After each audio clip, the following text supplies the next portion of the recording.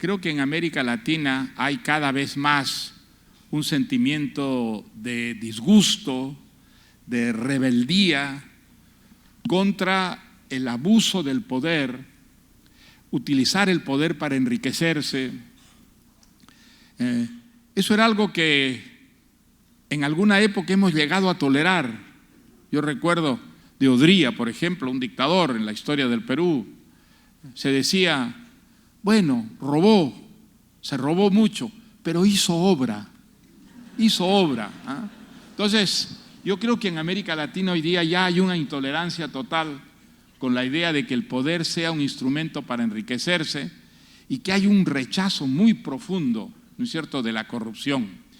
Ese sentimiento a mí me parece muy positivo. Es un sentimiento que lo que busca no es destruir la democracia, sino perfeccionarla, limpiarla, volverla decente, transparente, que la política sirva para servir a la sociedad y no para que una clase política se enriquezca.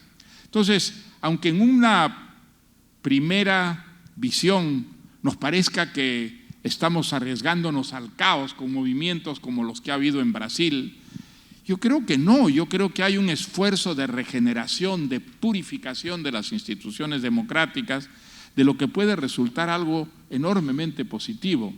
La corrupción es una gangrena que va destruyendo internamente las instituciones, no solo provoca desencanto en un público, sino que también impide que la democracia opere en el sentido positivo, creativo del término. Yo creo que en América Latina los viejos modelos, dictaduras militares o sociedades que nacen de la revolución armada, han fracasado tan estrepitosamente que hoy día solo muy pequeñas minorías los defienden. Creo que hay una resignación en algunos casos y en otros casos entusiasmo con el único sistema que trae verdaderamente progreso, democracia. Pero esa democracia no puede ser una democracia corrupta como han sido las democracias latinoamericanas. Y creo que detrás de esos movimientos como el del Brasil, lo que hay que ver, y es una visión optimista, es un deseo de que la democracia funcione de verdad.